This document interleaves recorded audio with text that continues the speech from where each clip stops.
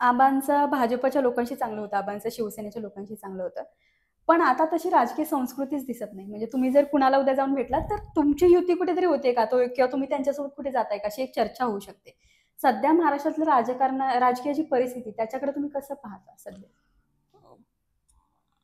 जे सगळं राजकारण बघायला मिळतंय ती महाराष्ट्राची संस्कृती नाही, हे हं. मात्र निश्चित आहे. विधान भवनात मारामाऱ्या होणं, विधान भवनाच्या परिसरात एकमेकांना शिवीगाळ करणं, हे महाराष्ट्राच्या नैतिकतेला धरून नाही. यावरती आमचा ठामपणे विश्वास आहे. आणि एकूण सगळीकडे वावरताना आज लोकांच्या प्रश्नाला केंद्रबिंदू मानलं जात नाही, हे लक्षामध्ये यायला लागलेलं आहे.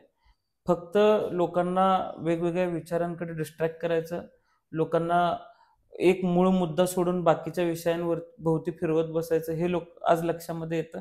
आणि आज तशा विचारांची माणसं राजकारणात आलेली दिसतायत, हं. जे फक्त एकमेकांच्या विरोधात द्वेष, मत्सर याच्या व्यतिरिक्त त्यांच्या भाषणामध्ये ते काही काम सांगू शकत नाहीत, अशी परिस्थिती आज बघायला मिळते. त्यामुळं हे राजकारण काही फारसं टिकणारं नाहीये. हे जनताच महाराष्ट्राची या लोकांना भविष्यात दाखवून देईल. आज आबा असते तर ह्या राजकीय परिस्थिती अशी असते किंवा त्याबद्दल त्यांनी काय विचार केला असता असं तुम्ही विचार करता अ, कधी? नाही, आबांचा सहवासच मुळात फार कमी मला लाभला. त्यामुळे ते कसे विचार करायचे मला माहीत नाही. पण आबांचे सगळे सहकारी किंबहुना आत्ताचे मंत्री सुद्धा हं. मला कधी-कधी म्हणतात, की आबा असते तर राजकारण फार वेगळं असतं.